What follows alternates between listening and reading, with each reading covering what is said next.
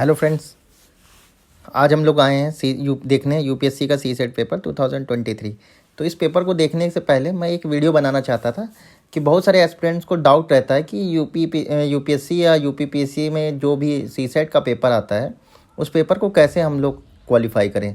क्योंकि मैंने बहुत सारे एस्पिरेंट्स को देखा है कि उनके जीएस फर्स्ट पेपर में तो 100+ 90+ इस टाइप के मार्क्स आ रहे होते हैं, पर जीएस सेकंड में उनके 67 मार्क्स नहीं आ पा रहे होते हैं, जिसकी वजह से वो क्या होता है बार बार प्रीलिम्स में फेल हो रहे हैं। इवन मैंने बहुत सारे कैंडिडेट्स हैं वो देखे हैं कि कई सारे स्टेट पीसीएस में अच्छी अच्छी रैंक्स पे हैं और वो इवन अभी यूपीएससी में सी सेट का पेपर क्लियर नहीं कर पा रहे हैं, जिस वजह से वो मेंस नहीं लिख पा रहे हैं। और बहुत सारे जो हैं कि जिन टैलेंटेड कैंडिडेट्स हैं जिनके पास मतलब केवल सी सेट की वजह से वो यूपीएससी को क्वालिफाई नहीं कर पा रहे। तो मैंने सोचा कि क्यों ना हम मतलब इस पर एक स्टैटिक वीडियो बनाएं और कैसे हम देखें कि क्या कहते हैं हमें क्या करना चाहिए। उसके बाद मैं धीरे धीरे आप लोग को ये भी बताऊंगा कि सी सेट में हम कैसे इसको क्वालिफाई कर पाएंगे। देखिए, इसके लिए कुछ रूल्स और रेगुलेशन होते हैं। किसी भी एग्ज़ाम को पास करने के लिए एक टेक्निक होती है। आप कोई भी एग्ज़ाम हो, लेट इट वाई आपका बोर्ड का एग्ज़ाम हो, तो उसमें भी हमें पढ़ना पड़ता है, अपना देखना पड़ता है 10 के एग्ज़ाम में कि क्या है, क्या कैसे करना है, कौन से इंपॉर्टेंट क्वेश्चंस हैं, कौन से इंपॉर्टेंट एरिया हैं, किनको कितनी बार पढ़ना है, किस चीज़ को हमें नेगलेक्ट करना है, किस चीज़ को पढ़ना है। तो ये हर एग्ज़ाम की एक स्ट्रेटजी होती है। तो इस एग्ज़ाम की भी अपनी एक स्ट्रेटजी है, जिस स्ट्रेटजी को मैंने अपनाया और आज तक मेरा कभी भी सी सेट की वजह से एग्ज़ाम नहीं रुका। और सी सेट में हमेशा मेरे 100+ से ऊपर ही आए हैं। 100+ क्या, इवन एक टाइम में मेरे 170 180 मार्क्स भी यूपीएससी में आए हैं। तो इसलिए मैं समझ सकता हूँ कि हम सी सेट को आगे अच्छे से कर सकते हैं। तो लेट्स स्टार्ट। हम देखते हैं कि क्या है सी सेट पेपर और क्यों हम इस पेपर को अच्छे से करें तो हमारा सी सेट कभी नहीं रुकेगा। तो देखिए इसकी अप्रोच क्या है। तो सबसे पहले क्या है ना, ये एग्ज़ाम है जो सी सेट का, अगर देखा जाए तो आप अगर उसका सिलेबस पढ़ोगे तो इस एग्ज़ाम में बेसिकली क्या है, मैथ्स है, रीजनिंग है, कंप्रीहेंशन है, ठीक है। और ये एग्ज़ाम क्या कहते हैं, आपका बहुत बेसिक सा एग्ज़ाम है। मतलब कहता तो यूपीएससी बेसिक सा एग्ज़ाम है, बट थोड़ा सा अगर हम देखें 2-4 हार्ड क्वेश्चन को लेके तो ये एक लेवल पर ही एग्ज़ाम आता है। एक बेसिक इसमें लेवल रहता है कि एग्ज़ाम में क्वालिफाई कर सके स्टूडेंट अपने। तो basically it is examination of certain IQ and presence of mind.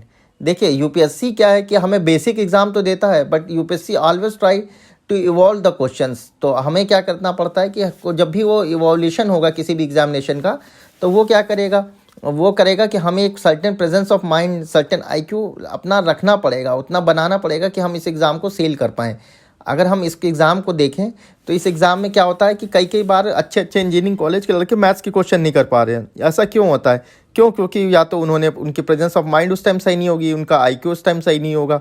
तो इस वजह से इस एग्ज़ाम को क्रैक करना उतना ही डिफ़िकल्ट होता जा रहा है। और यूपीएससी ऑलरेडी पहले इसको यूपीएससी के मार्क्स जुड़ते थे, जब से इसने यूपीएससी ने क्वालिफाई कर दिया है इस एग्जामिनेशन को, तो now UPSC has not going to set the benchmark of 67 marks कि that every person cannot get it 67% marks in this examination.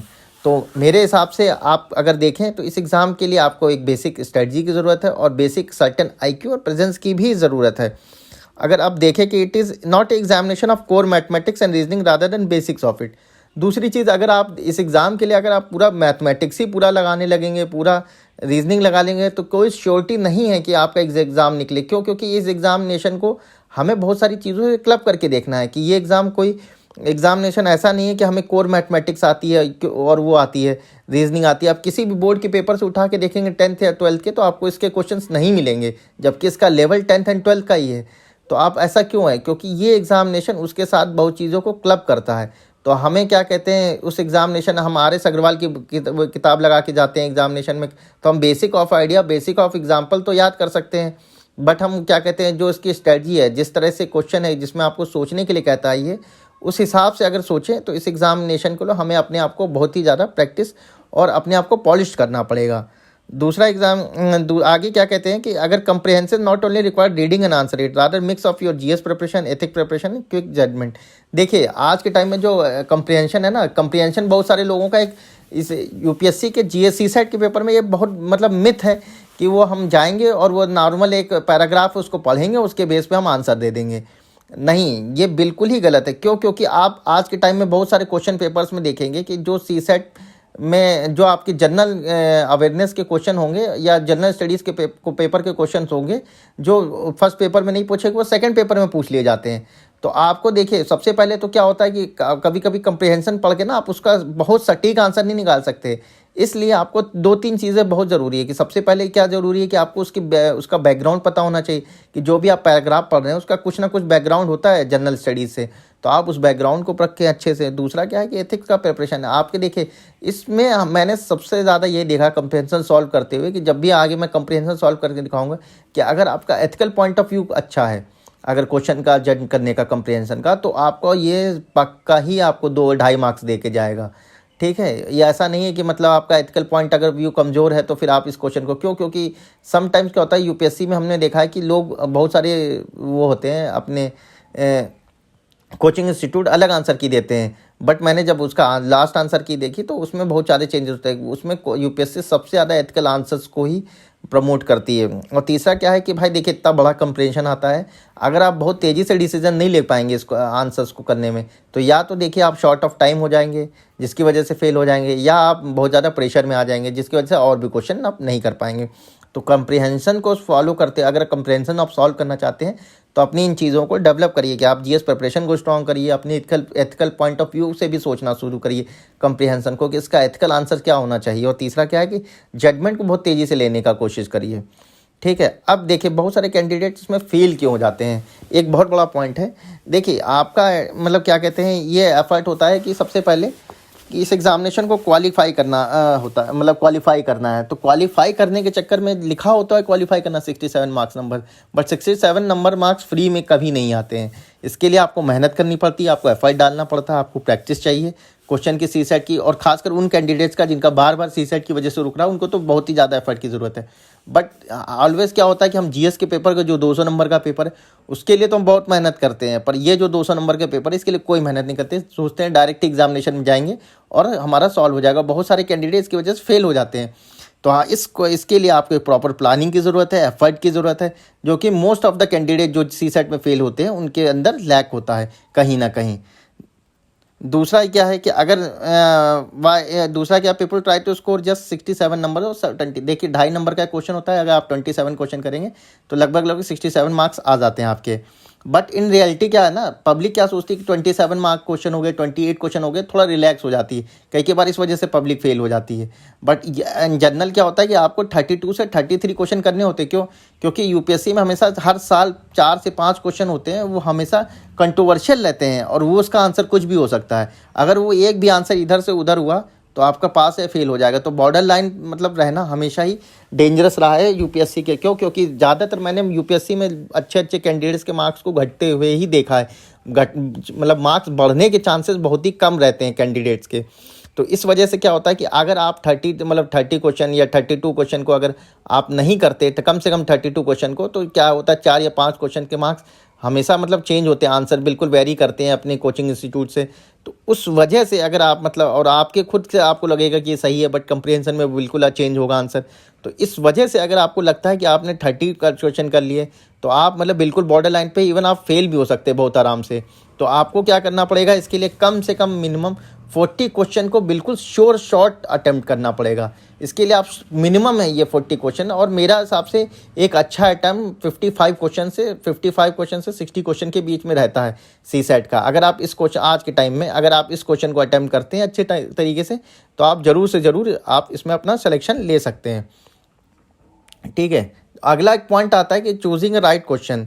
ठीक है, बहुत टाइम क्या होता है कैंडिडेट्स होते हैं ना, वो पहला क्वेश्चन अटेम्प्ट करते हैं, बहुत ही हार्ड हुआ, उसमें 5 मिनट लगे रहेंगे, अब वो हो जाएगा। फिर दूसरा क्वेश्चन अटेम्प्ट किया, वो भी हार्ड है, तो उसको भी अटेम्प्ट करते रहेंगे 5 मिनट। तो आपको जैसे ही आपने क्वेश्चन पढ़ा और देखा, आपका ये जजमेंट बहुत अच्छा होना चाहिए कि आप इस क्वेश्चन को सॉल्व करेंगे कि नहीं करेंगे। क्यों? क्योंकि सबसे बड़ा टाइम मैनेजमेंट ही सी सेट का पेपर का क्रक्स है।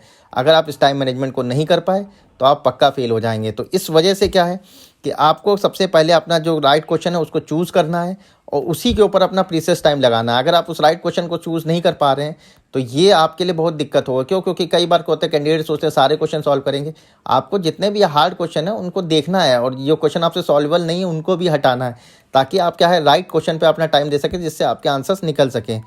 जैसे कि अब मैं बताता हूँ स्ट्रेटजी क्या है। स्ट्रेटजी बहुत सिंपल सी रहती है मेरी, कि पहले मैं ट्राई करता हूँ कि मैथ्स के सारे क्वेश्चन सॉल्व करूँ, दूसरा ट्राई करता हूँ रीजनिंग करूँ, तीसरा क्वेश्चन क्या चाहता हूँ कि मैं कंप्रहेंशन सॉल्व करूँ। अब देखिए बहुत ईजी सा ये स्टेप है, और इन स्टेप्स के अंदर भी मैं वो करना चाहता हूँ कि भाई चूजिंग ऑफ इजी, मीडियम और hard question is very important, कि भाई इसमें कौन सा इजी क्वेश्चन है, कौन सा हार्ड क्वेश्चन, कौन सा मीडियम क्वेश्चन है। मैं ट्राई करता हूँ सबसे पहले इजी और मीडियम क्वेश्चन को सॉल्व करने की। अगर मेरे पास टाइम बचा तो मैं हार्ड क्वेश्चन करता हूँ, अगर मेरे पास टाइम नहीं बचा तो मैं हार्ड क्वेश्चन को लेफ्ट कर जाता हूँ, जिसकी वजह से हमेशा मेरा सी सेट हमेशा से अच्छा रहा है। इसका मैं आपको एक एग्जांपल भी देता हूँ कि कैसे आप चूज़ करोगे कि इजी क्वेश्चन क्या है, हार्ड क्वेश्चन क्या है। तो मैं आपको बहुत अच्छे से दिखाता हूँ।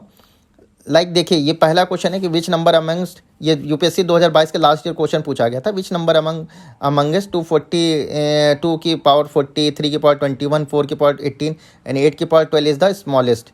अब देखिए अगर आप इसमें देखोगे तो आप सबसे पहले क्या है, ये मैंने देखते ही इसको कहा कि इसको सॉल्व करूँ, क्योंकि ये बिल्कुल ईजी सा क्वेश्चन है। अब 2 की पावर 40 हो गया, 3 की पावर 21 हो गया। अगर हम 2 की पावर देखें, अगर 4 की पावर 18 को, तो 2 की पावर ही 36 हो जाएगा, और 8 की पावर क्या हो जाएगा, 8 की पावर को भी अगर करेंगे तो 2 की पावर 36 हो जाएगा।